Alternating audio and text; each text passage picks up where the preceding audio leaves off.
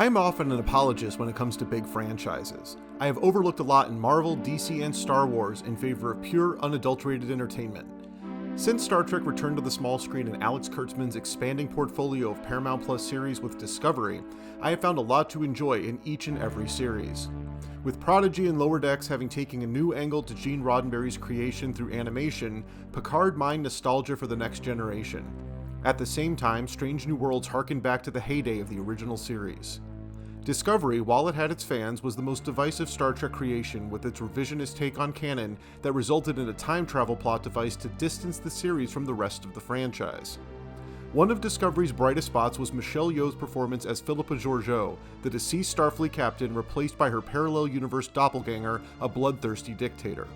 Chewing the scenery, Yeoh earned her own spin-off series following Georgiou as she joined Section 31, Star Trek's equivalent of the CIA or Impossible Mission Force.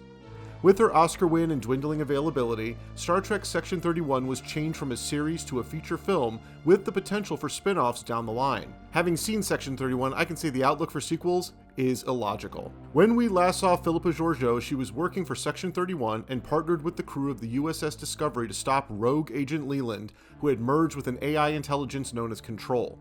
Destroying Control, the Discovery and her crew go 900 years into the future, leaving Georgiou behind as an agent of the clandestine agency, which is now under the leadership of former Klingon spy Ash Tyler, played by Shazad Latif. As the Section 31 film begins, we learn that since the 2019 episode of Star Trek Discovery when she was last seen, Georgiou has gone rogue and runs her own space station outside of Federation space. When a threat requires her unique skills, a team led by Alok, played by Omari Hardwick, recruits Georgiou.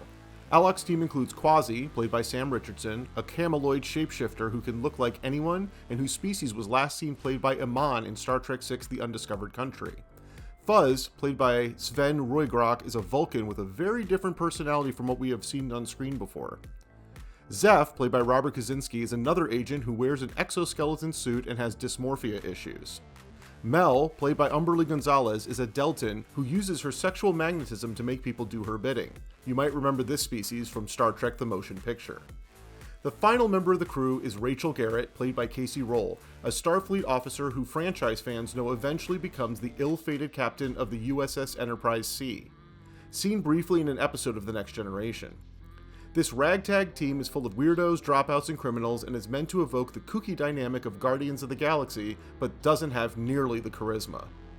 Michelle Yeoh brings her biting sense of fun that she gave Georgiou's doppelganger on Discovery, as her backstory as Emperor of the Terran Empire is briefly explored at the film's start.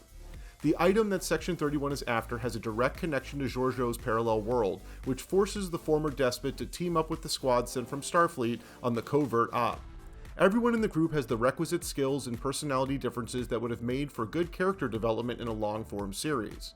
You can still get an idea of what Section 31's first season would have developed into, as this is less a movie rather than 3 episodes crammed together. The film is divided into 3 chapters, complete with title cards, which just so happen to coincide with the approximate 40-minute runtime for an episode of a streaming or network series.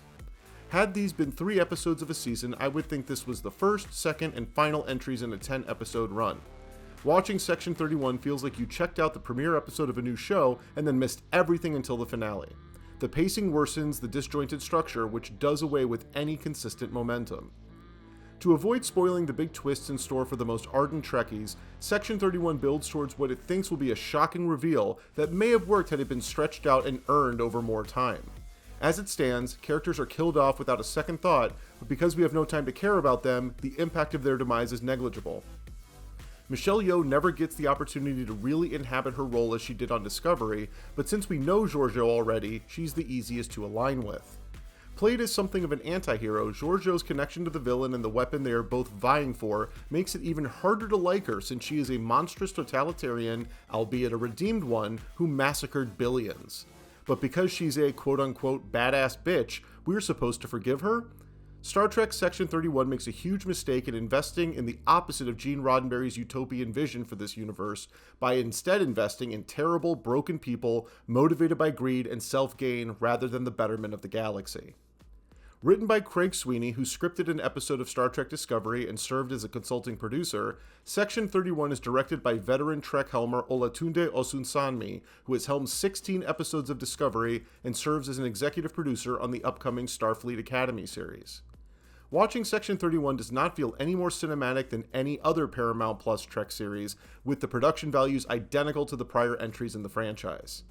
The series succeeds in differentiating itself from the other entries produced by Alex Kurtzman, which have limited references to existing canon or Starfleet and the Federation. But name-checking the marquee organizations in Star Trek still happens consistently, even if they are not the central focus of the narrative. The absence of Ash Tyler as leader feels odd, with the role replaced by a cameo in the film's final minutes that feels sillier than the creative team was likely hoping for. By not really exploring what Section 31 is, this movie feels like an excuse to fulfill Michelle Yeoh's contract rather than a creative endeavor. Before we continue with our video, here's a reminder to click the Store tab on any of our JoBlo channels and browse our collection of the latest and freshest designs in our merch store. Go get you some. I have enjoyed everything about Star Trek, even through the worst episodes of Voyager, Enterprise, and Deep Space Nine. I love J.J. Abrams' reinvention of the series and even forgave the bizarre change to the Klingons on Discovery. I enjoyed Picard's second season and even the Strange New Worlds musical episode. I am a Trek aficionado, but I could not find anything worthy of being called Star Trek in Section 31. Even if this had been a full series production, the tone and structure are missing the spark and chemistry that bridge the weakest parts of any other Star Trek project. As amazing as she is, Michelle Yeoh cannot save Section 31 from being a bad project from start to finish. This movie will debut and disappear just as quickly, and hopefully it will not put a damper on better ideas coming through the franchise in the years to come. That's why I'm giving it a 5 out of 10. Thank you for clicking on our video, everybody. If you like what you saw here, please make sure you like the video and subscribe and share with your friends who like this sort of content. JoBlo remains an independent company, and we appreciate all of your support.